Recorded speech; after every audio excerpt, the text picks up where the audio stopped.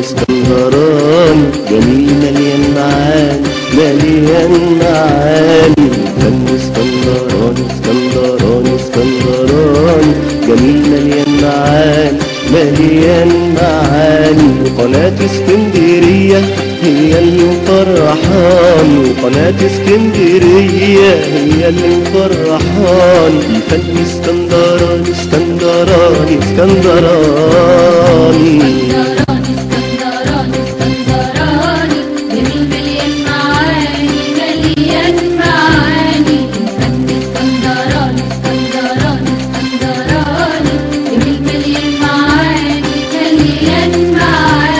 تسعدنا بلحن جميل مع مغنى وفن أصيل وبنسمع أحلى أغاني في الفن اسكندراني. تسعدنا بلحن جميل مع مغنى وفن أصيل وبنسمع أحلى أغاني في الفن اسكندراني. بنقدم أحلى تحية لنجوم اسكندرية بنقدم أحلى تحية لنجوم اسكندرية واللي سهران ويانا على أحلى قناة فضائية بقناة اسكندرية بقناة اسكندرية بقناة. أعزائي المشاهدين مشاهدين برنامج الفن اسكندراني، حلقة جديدة ممتعة وشيقة مع مواهب متميزين جدا من الاسكندرية بقيادة المايسترو والمدرب شريف عزت.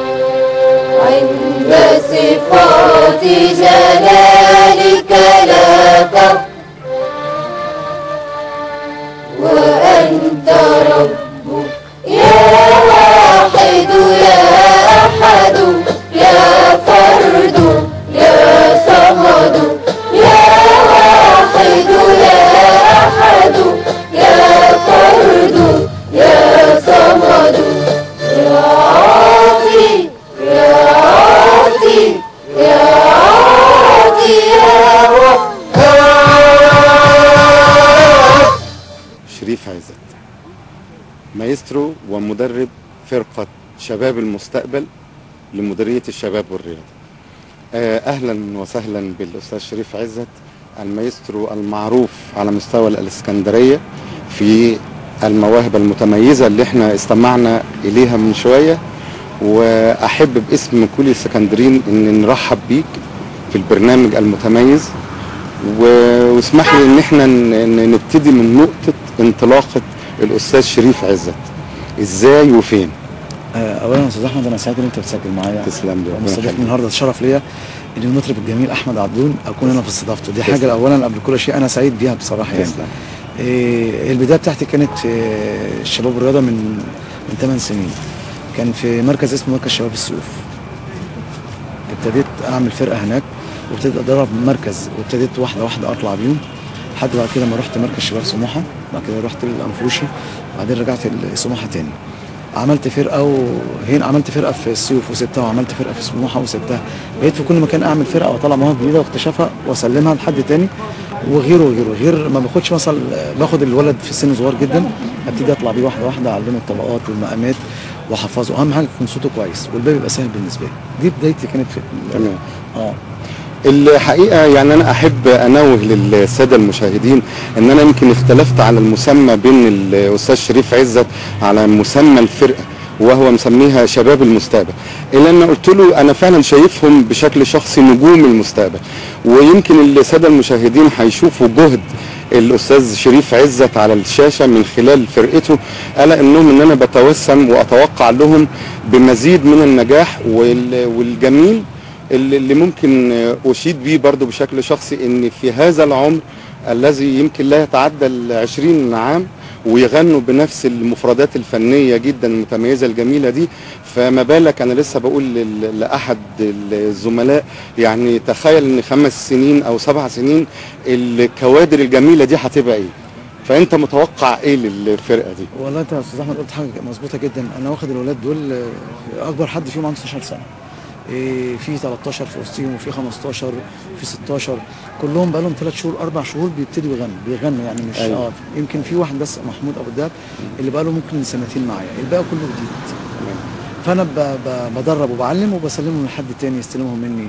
الاوبرا حد يعني يوصلهم احسن مني. انا باخد الولاد من صغره صغير كده ادربه اديله القواعد الاولانيه في الموسيقى. وانا بعتقد يعني ان دي رساله يعني الحقيقه، يعني انت بتقول جمله جميله ان انا باخدهم بدربهم وبقودهم ومع ذلك بسلمهم لناس تانية. طبعا. فدي حقيقه رساله جميله كمان من المايسترو شريف عزت ان هو بقى متبني المواهب في هذه السن الصغيره.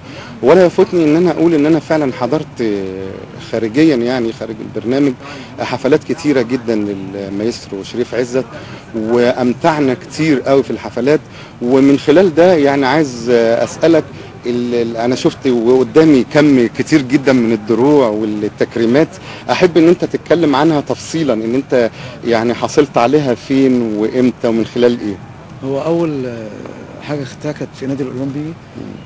كان اسمها الموضوع لما كان اطفال غزه بيتقتلوا، الصهاينه هجموا على غزه طبعا، فعملوا يوم لنصره الشعب الفلسطيني. كويس. بالصدفه كانوا جايبين لنا بمركز اسمه مركز شباب الظهريه. طبعا كان معانا عمالقه في الحفله، طبعا حطونا اخر ناس احنا. على صوم مركز شباب الظهريه اسم مش مسمع قوي، قال لك دول هاتهم فراغ عشان لو الحفله حصل فيها حاجه ما عادش اشوفهم اصلا. هو ما كانش حد شافك لا بس طبعا ساعتها يعني او الولاد او كلمه الموضوع ده. فانا جيت لقيت الناس اللي بتغني حضره العمده بتغني الموضوع بعيد عن غزه خالص. وانا كنت مجهز اغنيه عن غزه وحاجه عن القدس، كان سفير فلسطيني يعني. فرحت المخرج اللي هو كان اخر الحفله كلها، فقلت له انا عامل عن غزه، انا شايف الناس طالعه تقول لي حضره العمده ابنك حميده وفي اطفال بتموت في غزه يعني، فانا عايز اطلع دلوقتي لان انا عارف لو طلعت توقيت مش حدش هيشوفني، محدش قاعد هيشوفني خالص، الثلاث ارباع الناس هتمشي. وكانت في فرقه اغنيه بتاعت بابا فين هو فين، كانت الاطفال بقى اللي عاملينها اصلا جايين في الحفله دلوقتي وهيغنوا نفس الاغنيه. فجه المخرج قال لي طب شويه، الراجل صاحب الحفله سمعني وانا بزعق، فقال له لا طلعوا دلوقتي، انت عامل حاجات عن غزه. قلت له طلعت. من اول ما قلنا نطقنا كان برضو معايا اطفال صغيرين جدا في سن صغير، الكبير بتاعهم 15 سنه. انت عارف لما يكون طفل عنده بيقول من قلبه كمان، الاحساس وصل للناس بسرعه، بيبقى مؤثر. اغنيه غزه، كنت عامل اغنيه عن غزه طبعا، وصلت بسرعه للناس. واغنيه القدس لقيت الناس يعني كله قعد سمعنا، خلصنا يعني حضرتك انا يمكن عندي استعداد لحاجه زي كده. فالسفير بعد كده خدني عنده في السفاره وكرمني، ونادي الاولمبي برضه كرمني اللي هي ديت. ودول السفاره الفلسطينيه الاثنين عن اغنيه غزه. وبعد كده عملت اغنيه عن القدس في سنتين ورا بعض. انت بتشاور عليهم هم مقفولين، الاستاذ حفناء على فكره هيصورهم وهيعرضهم على ما تقلقش ان شاء الله. وبعد كده جيت، كان من حظي طبعا جه الوزير بتاع الشباب والرياضه في اسكندريه بيعمل عيد اسكندريه القومي، كنت انا عامل عيد اسكندريه القومي، عجبه التكنيك بتاعي، خدني سفرني السعوديه اسبوع السعودي المصري. رحت هناك عملت السعوديه في قلب مصر، اغنيه كلمات الاستاذ الجميل الاستاذ رضا عفيفي، الحاني والحمد لله الامير نواف في 110,000 دولار، مش انا بس الفرقه كلها طبعا. وعجبه كنت كل ما اروح كل محافظه من حته اسمها القصيم او اروح جده، انت بتاع السعوديه في قلب مصر، على طول اقول الوسيمه اللي هي بتاعت السعوديه اللي هي دي موجوده هنا. بعد كده اما جيت هنا الوزير كرمني واعطاني الدرع اللي هو ده بصراحه اللي هو بتاع المجلس القومي، هو الحقيقة إشادة بالمايسترو شريف عزت إن هو حصل على تكريمات كتيرة جدا أنا أعلمها عنه طبعا من الخارج يعني، وله كمان تكريمات من معظم محافظين اسكندرية الحقيقة يعني. فده شيء مشرف جدا لاسكندريه، وانا بعتبر ان هناك توأمه بين الثقافه والاعلام، وانا برضو من خلال ده بحب اشكر اسره البرنامج الفني اسكندراني الحقيقه، لان هو اللي بيحقق التوأمه دي من خلال القناه شرعيه يمكن الوحيده والمتنفس الوحيد في خلال اسكندريه هو البرنامج ده، واحنا حقيقي بنتشرف بيك يا شريف.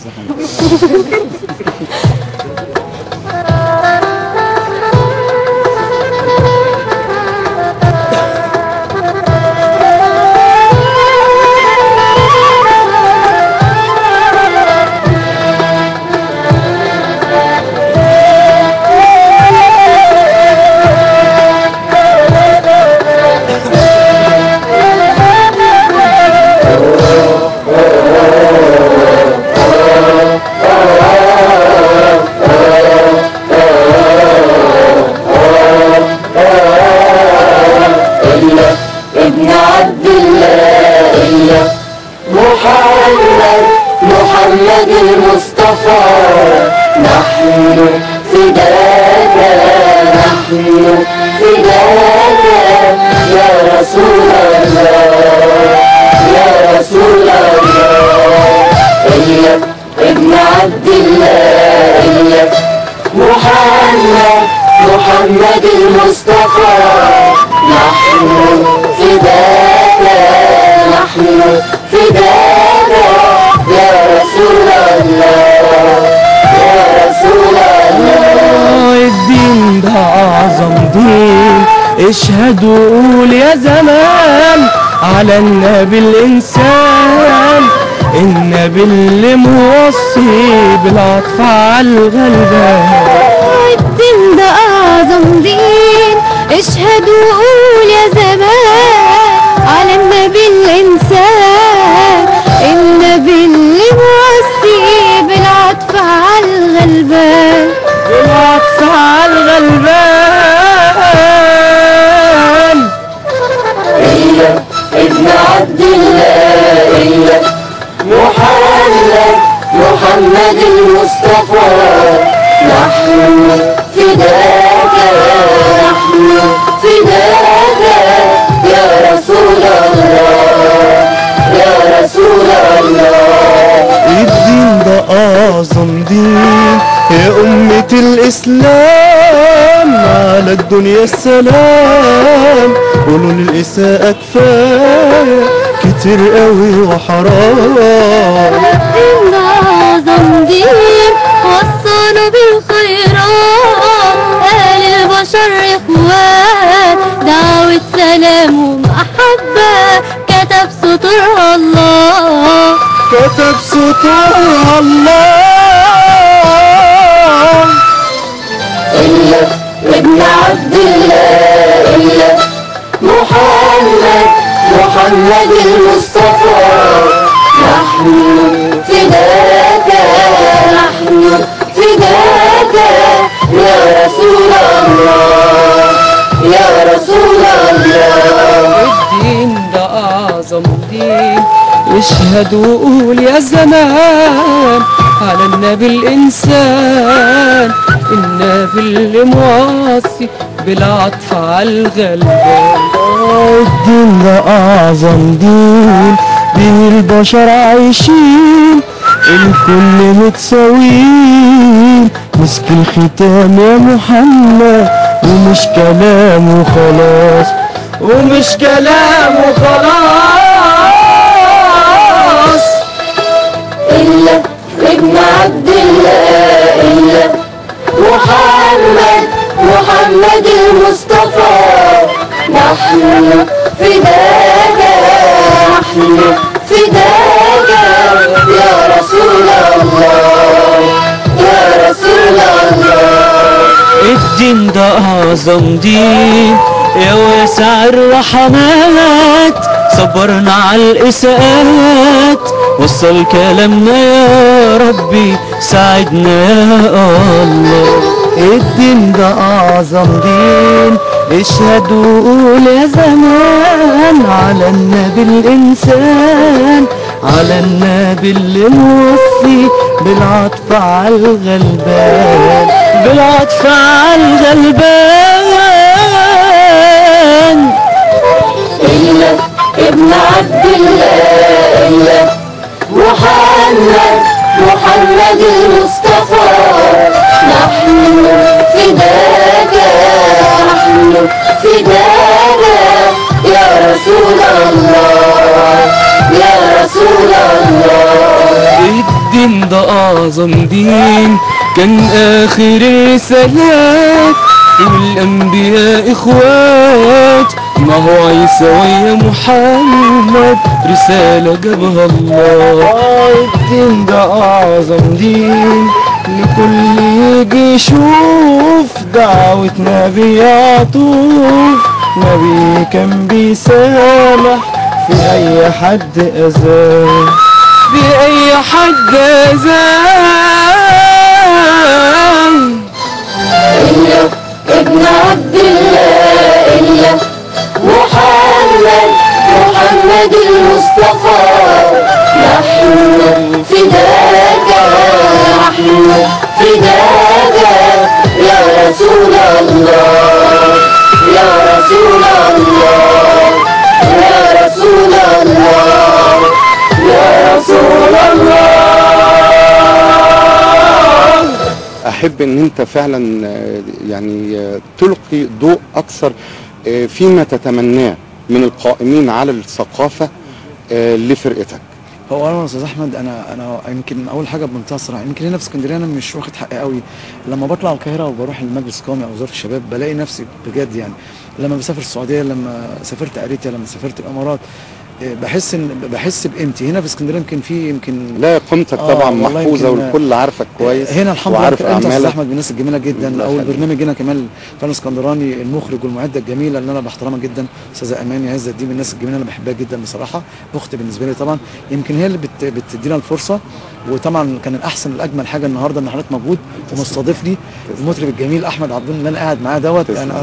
يعني انا شرف لي انا قاعد مع حضرتك، بعمل كل شيء بجد والله. وانت من الناس الجميله اللي انا بحبها في تلفزيون اسكندريه. تسلم. لما بسمعها كده اي اغنيه بقعد اسمعها. يمكن اخر اغنيه اللي كتبها الشاعر الجميل سيادة اللواء مدحت عاصم، الاغنيه الدينيه الجميله اللي انت كمان مبدع فيها.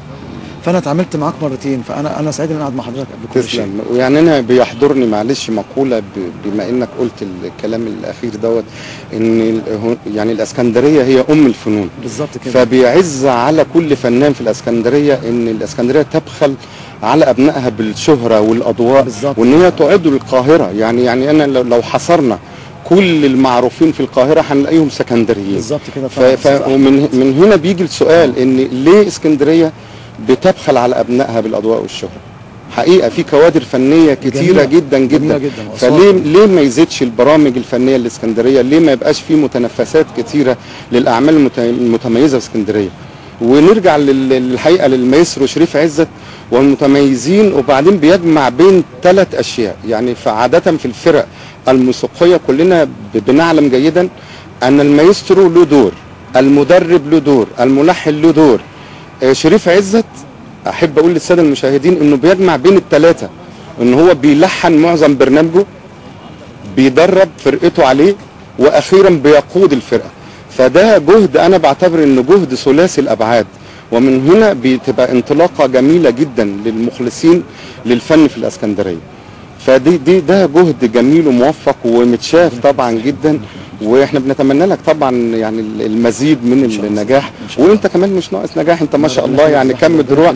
الاستاذ شريف عزت جايب يمكن ربع الدروع والجوائز اللي هو حاصل عليها، وده شيء فعلا مشرف جدا يعني. احمد والله ربنا. طيب انا عايز اقول لك يعني ايه اللي بتتمناه بقى لاولادك في المرحله السن الصغيره دي مستقبلا؟ والله اولا انا واخد الموضوع الغنى ده قبل كل شيء، ان انا مش عالم غنى كمان بس، بديهم مبادئ وقيم واخلاق.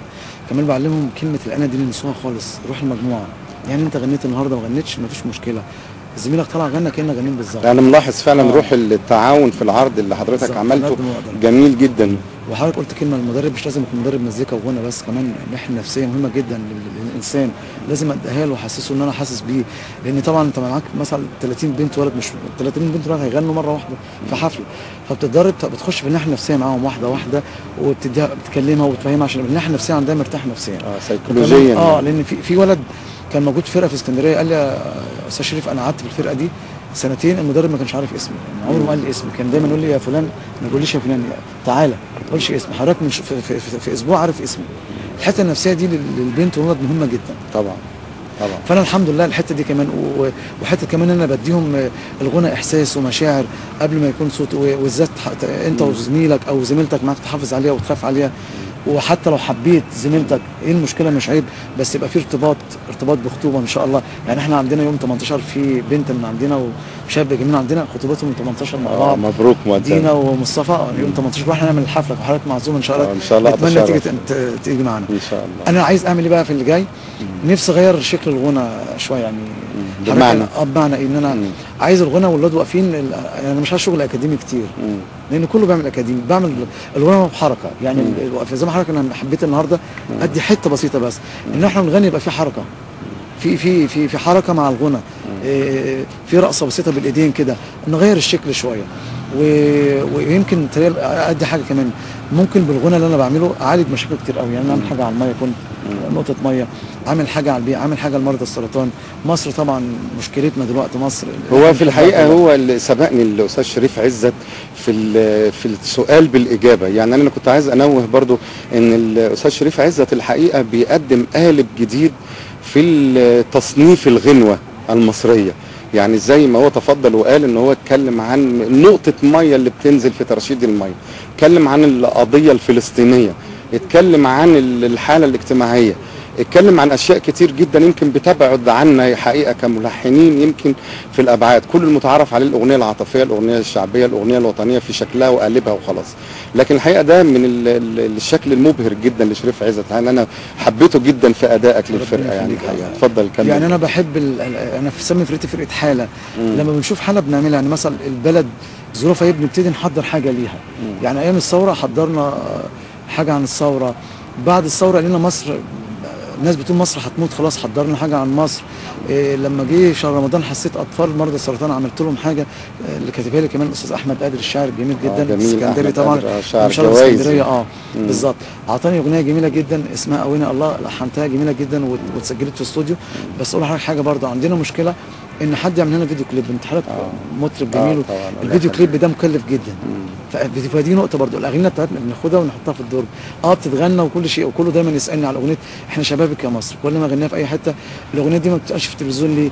اللي هي اسمها صناعه مصريه، احنا عايزين شباب مصر. يعني انا لما عملت الاغنيه دي عايز شباب مصر يصنع، يعني عايزين نصنع، عايزين شبابنا الجيل اللي طالع، حضرتك وانا خلاص فلتنا خلاص، الجيل بقى اللي طالع اللي هو صغير قوي ده يبتدي يصنع، عايزين يصنع. احنا كفايه كل حاجه من بره، الغنى والمزيكا جمال جدا، بس انا عايز الشاب المصري يطلع، الشاب ان شاء الله او الطفل الصغير يبتدي ندخل جواه، لازم يبقى عنده فكر جديد، يبتدي يصنع. عشان كده عملت حاجه اسمها. وبعدين انت اضفت كمان ان انت بتالف بقى شريف عزت المؤلف والملحن وقائد مجموعه المايسترو، ما شاء الله. يعني يلا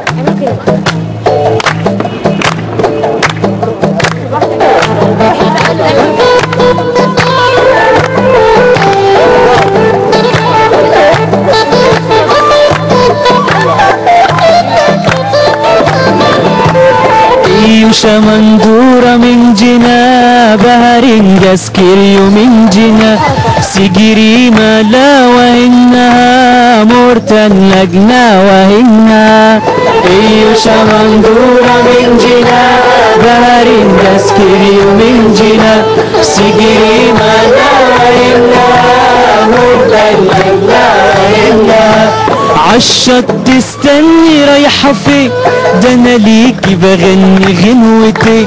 عالشط تستني رايحة فين، ده انا ليكي بغني غنوتي. غنوة عن الآه والحنين، وغنوة لعنيك يا حنين. هي شمندولة من جنا دارين تسكي من جنا سنين ويا إنا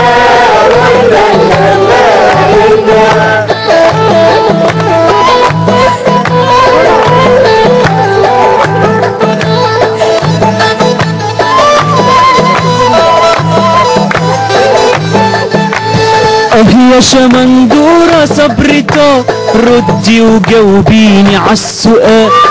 يا شمندورة صبرته ردي وجاوبيني عالسؤال. اطلبي واتمني لو محال من العين والنني يا غزال. يا شمندورة من جنا بهرين جاسكي ومن جنا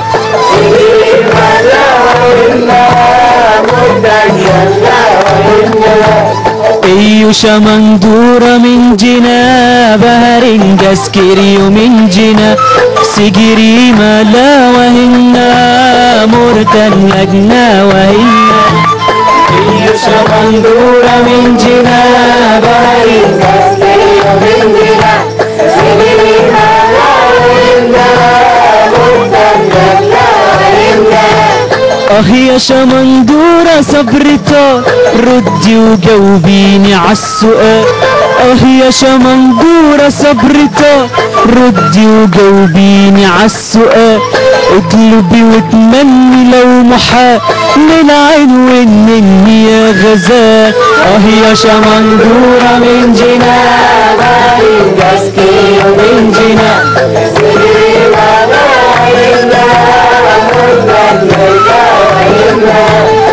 يا شمندورة لابسة توب يجمل من الصورة دوب يا دوب.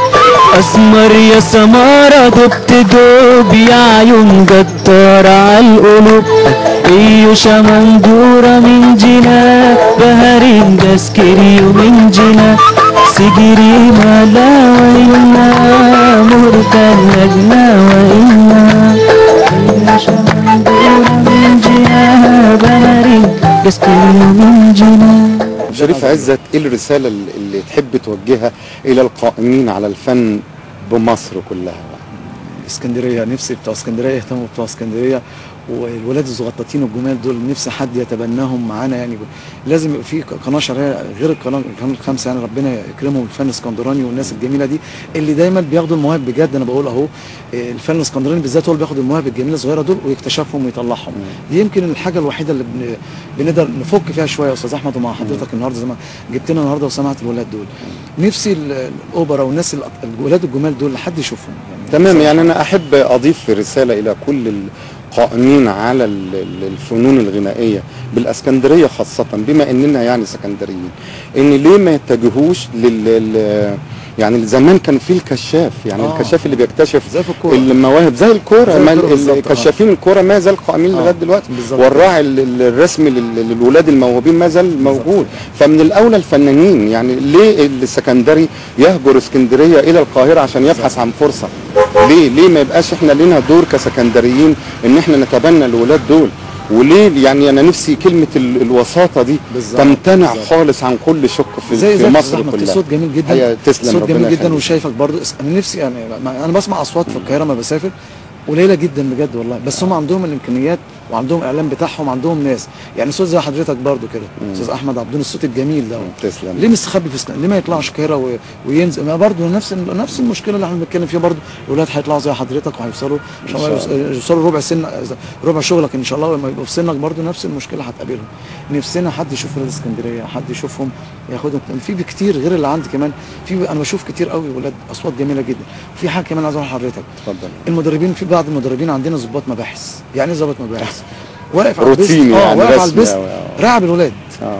لا عايزين يبقى السلاسه. انا ممكن ازعق في حته، بس برضو في حته لحضرتك تيجي احنا اصدقاء مع بعض، يعني احنا اسره عيله واحده. يعني انا نوهت الحقيقه وقلت ان شريف عزت يمكن المايسترو الوحيد في اسكندريه الحقيقه اللي انا عاصرته في الخارج، لقيته فعلا المره الثانيه بيقول ان هو بيتعامل سيكولوجيا مع المطرب حقيقه. يعني هو بيقول للمدرب ضابط مباحث، يعني بمعنى فرض السطوه الفنيه على الموهوب.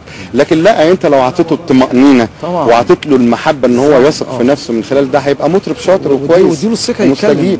بص يا استاذ احمد، لازم يبقى عنده شخصيه. المطرب شخصيه، حضرتك بتغني وخبره وبنتعلم منك. المطرب بيكون شخصيه واحساس وبعدين صوت وقبول وحضور والكلام ده كله. لازم يطلع. طول ما انا اقول له ما تتكلمش، انا اللي بتكلم وانا اللي صح، بقى ما عندوش شخصيه. لازم يبقى عنده شخصيه ويكلمني. لو انا بقول حاجه يقول لك لا استاذ شريف دي غلط، ايه المشكله لما اسمعه؟ مفيش مشكله عندي ما اسمع الكلام ده. تمام. طيب فاصل تاني من اعمال المايسترو شريف عزت وعوده الى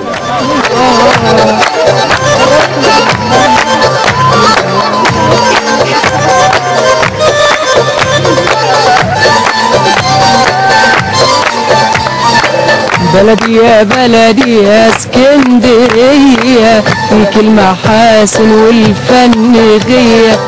بلدي يا بلدي يا اسكندرية فيك المحاسن والفن غية. حلوة يا بلدي جميلة يا بلدي قمر يا بلدي حلوة يا بلدي يا اسكندرية.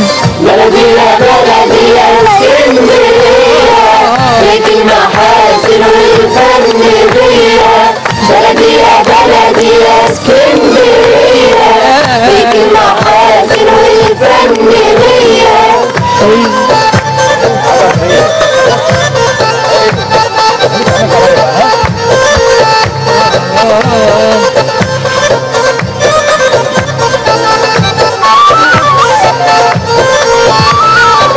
نور الفنار عالمينا نور وانا اللي قاعد عالشط اصور.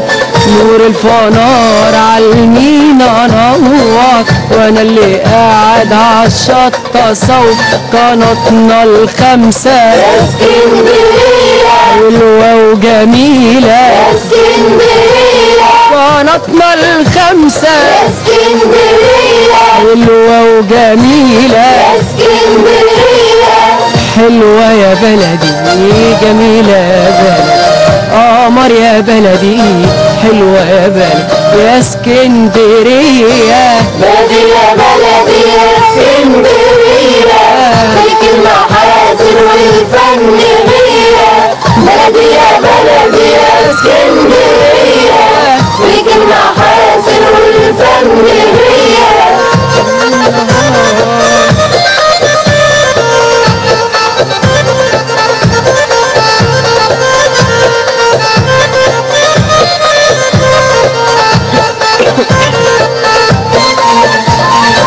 كوبري ستانلي اخر حلاوة والقعدة فيه اخر طعامة. كوبري ستانلي اخر حلاوة والقعدة فيه اخر طعامة. والبحر فيكي يا اسكندرية قناتنا الخمسة يا اسكندرية قناتنا الخمسة اسكندرية حلوة وجميلة يا اسكندرية قناتنا الخمسة اسكندرية حلوة وجميلة اسكندرية. حلوة يا بلدي جميلة يا بلدي قمر يا بلدي حلوة يا بلدي يا اسكندرية. بلدي يا بلدي يا اسكندرية فيك المحاسن والفن غية. بلدي يا بلدي يا اسكندرية فيك المحاسن والفن غية. حلوة يا بلدي جميلة يا بلدي قمر يا بلدي حلوة يا بلدي يا اسكندرية. الفنان الشامل والمايسترو شريف عزت. واحب في هذا الشق ان احنا ننوه عن بعض المواهب الجميله اللي استمتعنا بيها في التسجيل.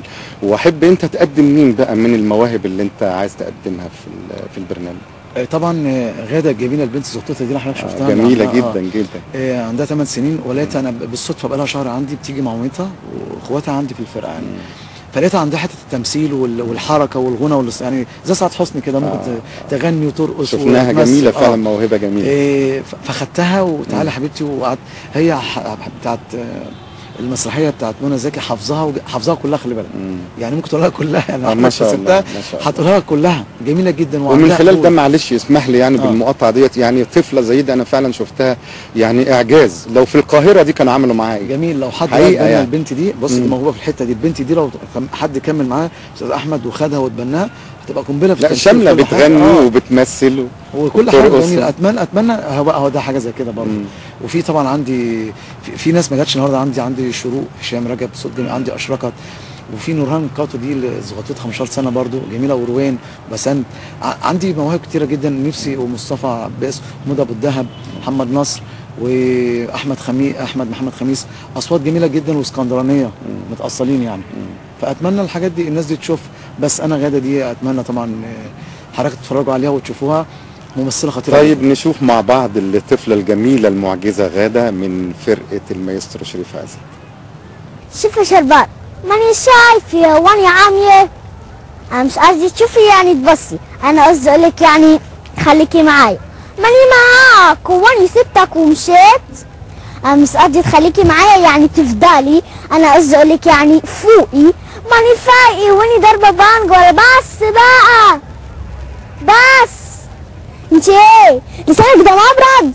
كل ما اقولك كلمة تطلعي لي ديل طلع لك ديل. درا ولا ايه ولا درا ايه ولا درا ديلك ديلي ايه؟ انا مش عايز تعباط، كل ما اقولك كلمه تقعدي تمطي في كلام حاجه تقرف. انا هخرس. لا ما تخرسيش، خدي بالك اللي هو ايه بالي. يا بنت الذين والناس دي كلها شاهده عليكي. حسبي الله ونعم الوكيل. والباقي ده يا بنت الذين مش هسكت لك عليه ابدا. لو النبي نقعد عشان نستريح. ليه؟ عشان اللي في بطنك يا اختي في عينك. استعوضتي عليا؟ طب انا اسفه بقى. طب امشي واني هبرص عليك يا اختي. امشي وهتبرصي عليا؟ اسمها هبرص عليك يا بقى. ليه؟ خنسيرك على الحيطه؟ كانت هبرص عليك انت كمان.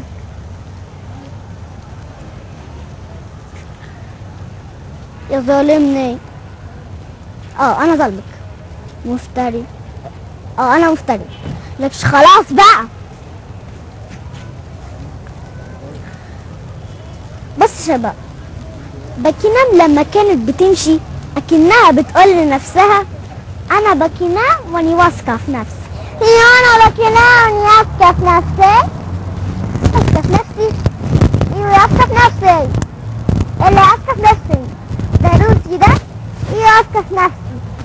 اللقطه دي اللي واثقه في نفسي اسمها واثقه في نفسي. عايز منك ليونا. ليمونه؟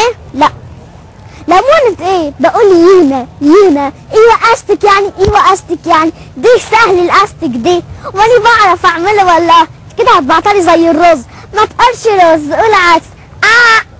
اني بضحك معاك. نحب نسمع من الاستاذ شريف عزت عن الاغاني المرتبطه بالاسكندريه، وانا اعرف عنك ان انت عاشق للاسكندريه في الحانك وادائك وتحفيظك وتدريبك للفرقه. هو انا عملت اغنيتين لاسكندريه، بلدي يا بلدي يا اسكندريه، في كلمه حسن والفن ليا. اتكلمت على كوبري ستانلي، اتكلمت على الاذاعه بتاعتنا الجميله، الحاجه المفخره اللي عندنا. جميل، لحن جميل عملته لها للقناه الخامسه. سمعته جميل جدا. وعملت كانت اسكندريه خدت عاصمه السياحه 2010، عملت لهم برضه اغنيه كلمات الشاعر الجميل رضا عفيفي لحنتها، بس يمكن دي ما طلعتش النور قوي يعني. ما غنتش كتير قوي بصراحه. انما بلد اسكندريه اتغنت كتير واتسابت كتير في التلفزيون. معلش اسمح لي، يعني هي مش نصيحه لكن هي ممكن تنويه. ان احنا عندنا يمكن ما يقرب من 8 فرق للموسيقى العربيه. لو شريف عزت خد الاتجاه المتميز ده في الغنوه الوصفيه هيبقى ان شاء الله للفرقه دي شكل متميز جدا، لانها متفرده الحقيقه في ادائها وشكلها وفي اختياراتك الحقيقه للفرقه. بص يا استاذ احمد، حضرتك قلت كلام جميل، انا عامل الكلام ده. انا لو طلعت في الاوبرا عندنا استاذ فتحي البسويني، عندنا محمود ابو زيد، عندنا كتير قوي موسيقى عربيه في اسكندريه. لو خدت السكه الاكاديمي زيهم بالظبط دي هبقى زيهم بالظبط، ومش هبقى احسن منهم. لا طبعا هم اساتذتنا طبعا. وانا عاصرت كل فرق اسكندريه. انا دخلت في سكه بعيد عنهم، لكن الحقيقه الفرقه دي نقدر نقول بصرف النظر عن اي فرقه اخرى ان هي فرقه متميزه جدا من خلال الماده اللي بتقدمها الفنيه والالحان فعلا الجديده الوصفيه. بالظبط، ده اللي انا بعمله ان شاء الله. زي ما اغنيه اللي هي صناعه مصريه اللي كانت حضرتك عليها من شويه، او حضرتك تكلمني فيها دلوقتي طبعا، دي برضه انا طب ما تسمعنا جزء من صناعه مصريه. احنا شبابك يا مستررارة، احنا ولادك يا مستررارة، عندنا احلام كبيره، عندنا افكار كتيره،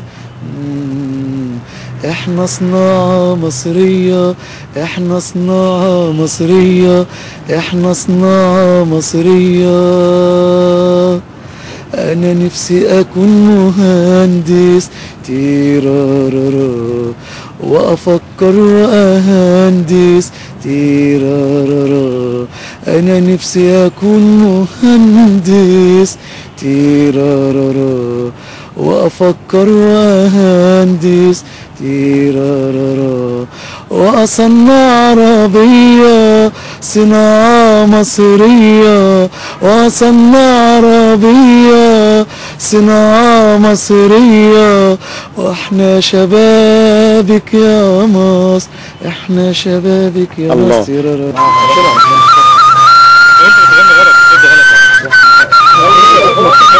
محدش هيردها. هو يكرمك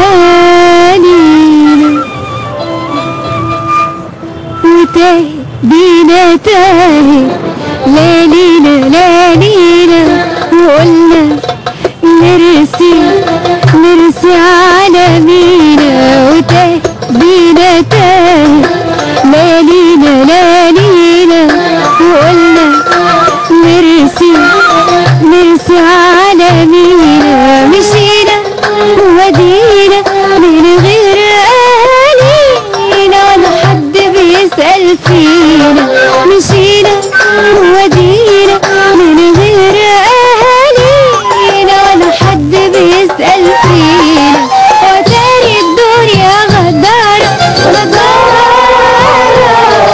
بتغدر كل يوم بينا غدارة وتاري الدنيا غدارة بتغدر كل يوم بينا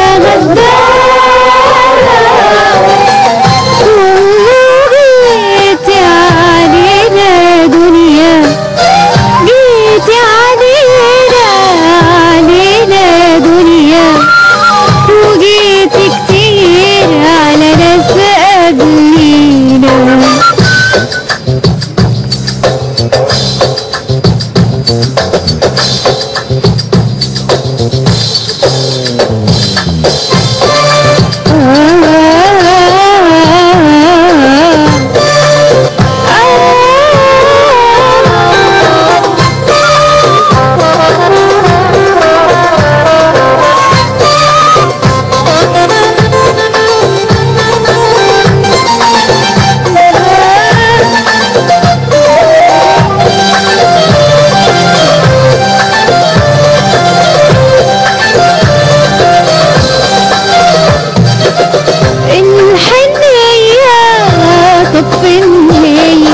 ابكي يا قلبي على الحنية ابكي يا قلبي على الحنية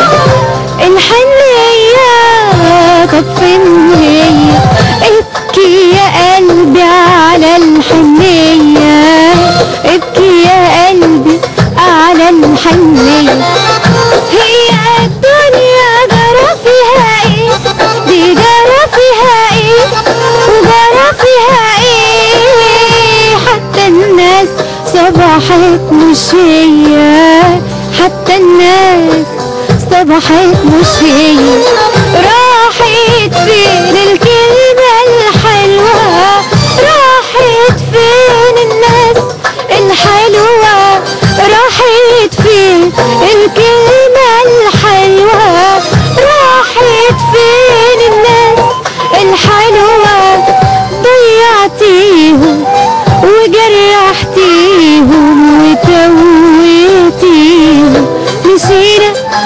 ودينا من غير أهالينا ولا حد بيسأل فينا، مشينا ودينا من غير أهالينا ولا حد بيسأل فينا. وتاري الدنيا غدارة غدارة بتغدر كل يوم بينا غدارة. وتاري الدنيا غدارة غدارة بتغدر كل يوم بينا غدارة. والله جيتي علينا دنيا، جيتي علينا دنيا، وجيتي كتير على ناس قبلينا. ليالينا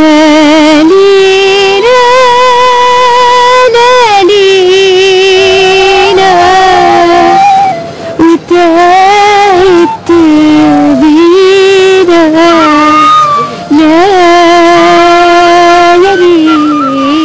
أنا سعيد جدا بلقائك الحقيقة مع مدرب متميز جدا ذو فورم جديد ومتميز أيضا، وحلقة أخرى من الفن الاسكندراني مع شكري الجزيل والجميل لأسرة البرنامج، والسلام عليكم ورحمة الله وبركاته.